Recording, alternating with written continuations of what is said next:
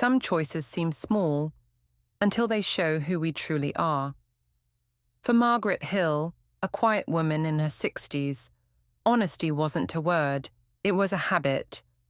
She lived alone in a small town outside Portland, worked part-time at the local library, and enjoyed the kind of peace that comes after life has stopped surprising you. But one chilly November morning, life did surprise her. She was walking home from the market, a bag of apples in her arms, when she noticed something lying on the sidewalk, a brown leather wallet worn at the edges, still warm from someone's hand. She picked it up, glanced around. No one in sight. Inside, $50 in cash, some credit cards, and a driver's license. Robert Langston, she read aloud, a name she didn't know. Margaret sighed. She could use that money. Bills were tight, and her heater had broken again, but she shook her head and smiled. No, that's not mine. She tucked the wallet into her bag and decided to take it to the police station after lunch. But when she opened it again at home, she noticed something strange. Behind a photograph of a young boy on a swing, there was a folded piece of paper.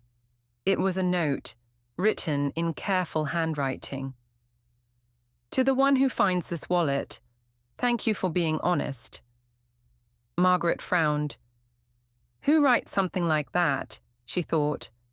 Maybe it was a joke, or maybe Robert was forgetful and kept losing his wallet. Still, something about it made her uneasy, like it wasn't lost by accident. That afternoon, she took the bus to the address listed on the license. The house was small but tidy, a blue door and a porch with wind chimes. She knocked once. A man in his 40s answered, looking confused. Can I help you? Margaret smiled. You must be Robert Langston. I found your wallet. He blinked. My wallet? That's impossible. I lost it over a year ago. Margaret froze. A year ago?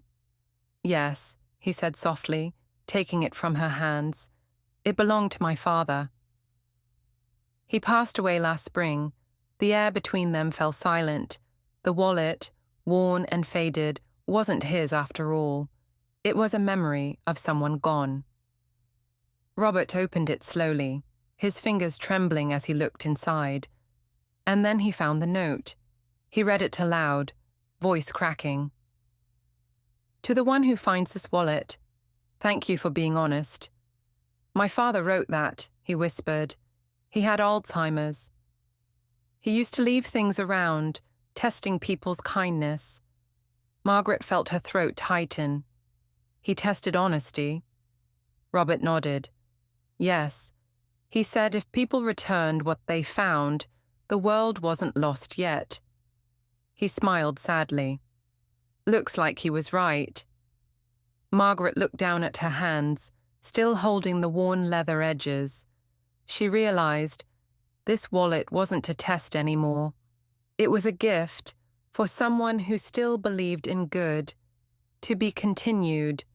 The next morning, Margaret couldn't stop thinking about that note.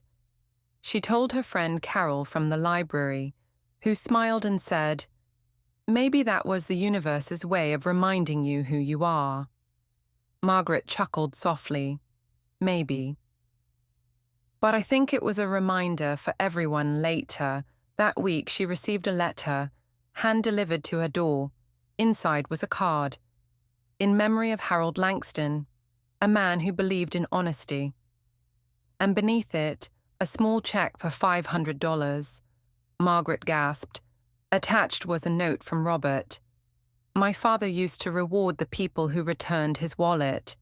He said, goodness deserves a thank you. Margaret smiled through tears. She whispered, tell him, thank you. She didn't cash the check. Instead, she used it to start something new, a small honesty jar at the library, where people could leave kind notes or return lost items anonymously. In a few months, that jar filled with handwritten thank yous, drawings from children, and stories of kindness that no one asked for, but everyone needed. And every time she looked at it, she thought of that old wallet, and the man who believed that goodness still lived quietly in people's hearts. Months later, a little boy found Margaret's reading glasses in the park. He brought them to the library, shyly saying, "My mum said you're the lady who helps people find lost things." Margaret smiled, slipped him a chocolate from her desk and said, "And you're the boy who just proved the world's still good." Moral: integrity isn't about being watched. It's about doing right when no one will ever know. Because honesty, like kindness, always finds its way back home. Thank you for listening to The Lost Wallet. Have you ever returned something lost and received more than you expected in return?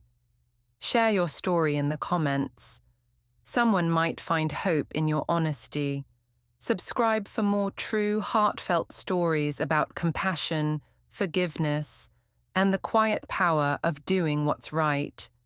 Until next time, remember, integrity doesn't need witnesses, just heart,